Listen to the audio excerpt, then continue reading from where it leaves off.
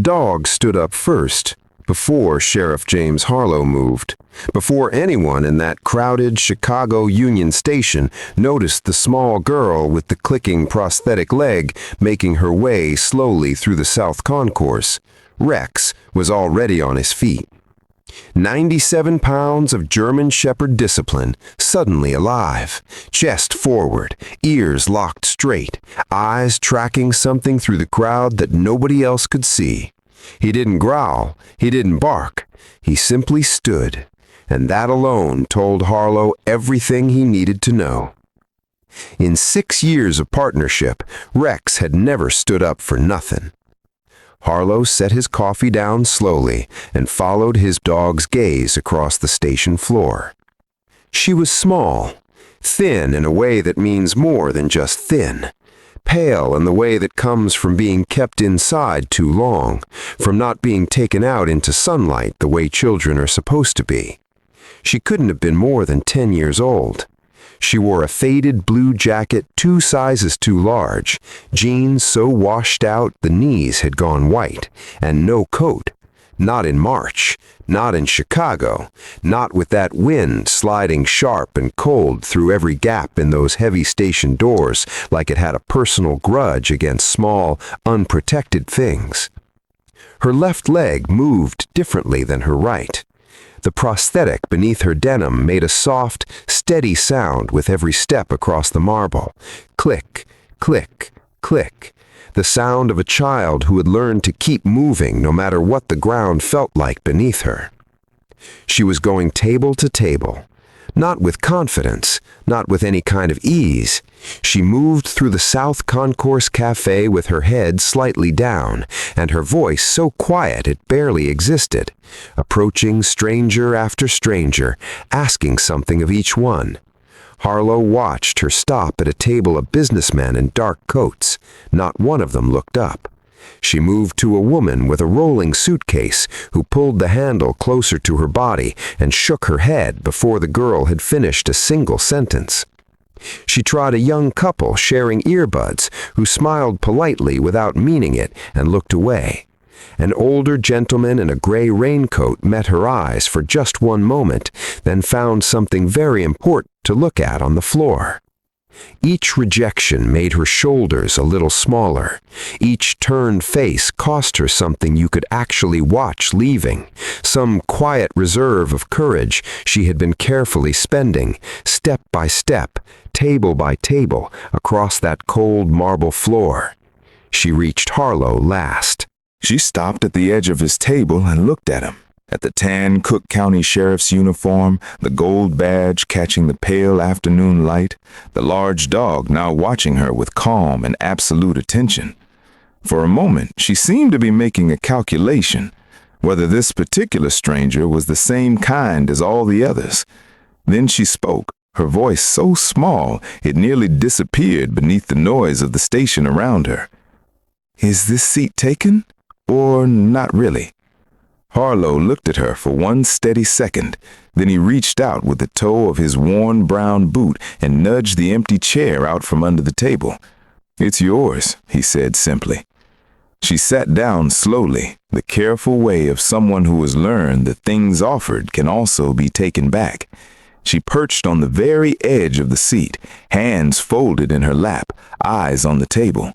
And Rex, without any command, without any signal from Harlow, stepped forward and lowered his great head until it rested gently on the edge of the table directly beside her hands. Not begging, not performing, just present, just there, the way he always was when something needed protecting. The girl looked at him for a long moment. Then, with one small finger, she reached out and touched the top of his head. Rex didn't move a single muscle. He simply closed his eyes and exhaled one long, slow breath, like he had been holding it and waiting for exactly that. Harlow watched it happen and felt something shift quietly in his chest. "Hungry?" he asked her gently. A small nod, nothing more. He walked to the counter and came back with a ham sandwich and a small apple juice. She ate carefully, not fast, not the way a hungry child normally eats. She ate the way someone eats when they are used to making food last, used to not knowing when the next meal is coming. She took small, measured bites and chewed slowly and kept her eyes on the table. Harlow let the silence sit for a moment before he spoke again. "What's your name?" A pause, long enough that he wasn't sure she would answer. "Sophie." "You traveling alone, Sophie?" Another pause. She looked at the sandwich in her hands. "I left," she said quietly. Just those 2 words, but they carried the weight of something much longer than a sentence. Harlow had been in law enforcement long enough to know that sometimes 2 words tell you everything a paragraph cannot. He noticed the bruise when her sleeve slipped back as she reached for the juice cup, yellowed at the edges, the unmistakable shape of fingers pressed hard into a child's forearm. He didn't react. He didn't let his face change. But beside him, Rex lifted his head from the table and shifted his body closer to her chair. Slow, quiet, deliberate, until his shoulder was nearly touching her shoe. "You're safe here," Harlow said. His voice was low and even, the voice of a man who has said those words in dark places and meant them every single time. Sophie's lips pressed together. Her eyes dropped to Rex. "He's going to find me," she whispered. "Who?" She didn't answer right away. She stared at Rex, at his calm face, his steady breathing, the way he sat like a wall between her and the open concourse without anyone having asked him to. "My stepdad," she finally said. "Gary." The name left her mouth like something she had been afraid to say out loud for a long time. Harlow nodded slowly. "Tell me about your dad," he said. "Your real dad." Something changed in her face when he said that. The tightness around her eyes softened, just slightly, like a door opening 1 inch in a house that had been locked for years. "He was a Navy SEAL," she said softly. "He died overseas. I was 5. Harlow held very still. "Do you remember his name?" he asked. Sophie worked up from the table for the first time since she had sat down. Her eyes were dark and serious, and older than 10 years old had any right to be. "Commander William Buck Hayes, United States Navy SEAL, killed in action. Survived by a daughter who was 5 years old when they folded the flag, and by a wife who tried her hardest until sickness made trying impossible." "After Dad died," Sophie continued, her voice barely above a breath, "Mom got sick, and then it was just Gary." She didn't need to say more than that. The bruise on her arm said the rest. The prosthetic that clicked too loudly because it had never been properly adjusted said the rest. The fact that she was sitting alone in a train station in March with no coat and no bag and nowhere to go said everything that words couldn't. "He said I cost too much," she whispered. "The leg, the doctor visits. He said I cost too much." Her voice didn't break. It didn't rise. It simply said the truth the way children say impossible things, plainly, quietly, without understanding that the words should be impossible. And that quietness, that small, matter-of-fact voice delivering devastation without drama, was the thing that hit hardest, because it meant she had lived with it long enough that it had stopped feeling extraordinary to her. Rex pressed the full side of his body against her leg. Harlow had to look away for just a moment.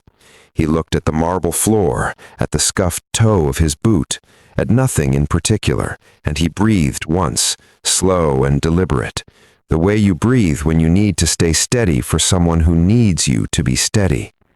Then he looked up, and that's when he saw Gary Pruitt crossing the concourse. Mid-40s, heavy-set, moving with the fast, aggressive stride of a man who is used to people getting out of his way. His eyes were scanning the station like a searchlight, moving across faces, across tables, across the cafe, until they locked onto the back of a small blue jacket at a corner table. Sophie felt it before she turned around. Her entire body went rigid. "That's him," she breathed. Gary Pruitt crossed the floor in seconds. He came straight to the table, jaw set, eyes hard, reaching for Sophie's arm before he had even finished his first sentence. "There you are. You think you can just run from me like that? Get up, right now. We are leaving." His hand was 6 inches from her sleeve when Rex moved. There was no warning growl, no slow escalation. Rex simply exploded off the floor with one thunderous bark that cracked through the entire concourse like a rifle shot. Every conversation in a 30-foot radius stopped. Coffee cups froze, heads turned. A child near the counter started crying. Pruitt stumbled backward 2 full steps and nearly went down. Rex didn't chase him. He planted himself between Pruitt and Sophie like a wall made of muscle and controlled fury. Chest forward, head low, eyes locked on the man with an intensity that needed no translation in any language. Harlow was already on his feet. He stepped around Rex and placed himself directly in front of Gary Pruitt, not shouting, not reaching for anything, just standing, the full weight of the tan uniform and the gold badge and 6 feet of absolute calm authority between this man and that child. "Back up," Harlow said. Quiet, iron. "She's mine. She's my kid. You can't—" "Back up," Harlow said again. Same tone, same volume, immovable. Transit police arrived within 90 seconds. They always responded fast when Rex's bark echoed through the building, because in 6 years, that bark had never been wrong. Pruitt's voice got louder and his story got shakier the moment 2 more uniforms appeared. There were no guardianship papers, there were security cameras that had recorded everything, there were witnesses who had watched a man grab at a child, and there was a bruise on Sophie's arm in the shape of a hand that no explanation in the world was going to make disappear. Gary Pruitt left Chicago Union Station in handcuffs. Sophie didn't watch him go. She kept her eyes on Rex, who had returned to her side the moment Pruitt was in custody and was now sitting close enough that she could feel the warmth coming off his coat. She reached down and laid her small hand on his back. Rex leaned into it. At the hospital that evening, the medical reports told the story in clinical language that made it somehow worse, the way the truth always feels harder when it is written down in ink and kept in a file. Chronic prosthetic misalignment, untreated pressure wounds beneath the socket, multiple bruises in varying stages of healing, signs consistent with prolonged neglect. When the pediatric doctor asked Sophie when her prosthetic had last been adjusted, she thought about it carefully, the way children do when they want to give an honest answer. "Gary said I outgrew it too fast," she said. "He said that was my fault." The doctor set down his pen and was quiet for a moment. Emergency protective custody was granted that night. Sophie was not going back. Later, when the paperwork was done and the room was quiet, Harlow stood near the doorway of Sophie's hospital room. Rex lay on the floor beside her bed, his chin resting on the edge of the mattress near her hand. The room was warm. The sheets were clean. The door locked from the inside. Sophie lay looking up at the ceiling, her eyes open and still. "He'll forget me," she whispered. She was looking at Rex. Harlow swallowed hard. "Your dad wouldn't forget you," he said quietly. Her eyes filled then, slow and full, the way eyes fill when someone finally says the thing you have needed to hear for a very long time. The tears didn't fall dramatically. They just rose and rested there, catching the dim light of the hospital room. "My dad used to say, 'Navy SEALs never leave a teammate behind,'" she whispered. Harlow looked at her for a long moment, at this 10-year-old girl with a prosthetic leg and bruises on her arm, and her father's eyes and her father's courage showing through every quiet, unbroken thing about her. "He was right," Harlow said, "and he never left you, not for a single day." 3 weeks later, there was a small ceremony at the Veterans Memorial downtown, a quiet gathering honoring Cook County's fallen service members. Harlow attended in his tan uniform, gold badge polished, boots clean. He didn't tell Sophie he would be there, but her foster guardian brought her. She walked through the memorial slowly, the familiar click of her prosthetic soft against the stone pathway, her eyes moving across the engraved names on the great granite wall. Then she stopped. Her hand came up, and her small fingers found the letters one by one, tracing each carved groove like she was reading something in a language only she fully understood. Commander William Hayes. Rex stepped silently to her side and pressed his whole body gently against her leg. Not her prosthetic leg, her real one, like he knew exactly where she needed to feel something warm and alive. Sophie looked down at him. Rex looked up at her. And standing there at that wall, a 97-pound German shepherd and a 10-year-old girl with one leg held each other up in the way that only the broken and the brave know how to do. Harlow stood back and watched. He kept his face still the way men in uniforms learn to do, but his throat was tight and his eyes were warm, and he was not entirely succeeding. Sophie turned and looked at him across the stone pathway. "I think my dad sent you," she said. Harlow's voice failed him for one full second. He looked at this little girl standing straight and tall beside her father's name on that wall, no longer asking if a seat was taken, no longer bracing for a hand to grab her arm, no longer rationing her courage one small step at a time across a cold marble floor. "No, Sophie," he finally said. "I think your dad never stopped protecting you." She looked at him for a long moment. Then she turned back to the wall, pressed her palm flat against her father's name, and closed her eyes. And this time, she wasn't running. She was exactly where she was supposed to be, standing tall beside the name of the man who gave everything, with a sheriff in a tan uniform who chose not to look away, and a German shepherd who stood up before anyone else even noticed she was there. Commander William Buck Hayes never came home from that war. But his daughter, his brave, unbroken, beautiful daughter, she made it home, because the men her father believed in still believed in something worth protecting, because a dog with better instincts than most humans read a child nobody else was reading, because a sheriff in a train station nudged out a chair with his boot and said two of the most important words a lost person can ever hear: "It's yours." Some missions don't happen overseas. Some of the most important ones happen 40 minutes from home, in a plastic chair, over a cup of cold coffee, when a dog stands up and a man pays attention. Honor looks like many things. Sometimes it looks like a folded flag. Sometimes it looks like a gold badge in a busy train station.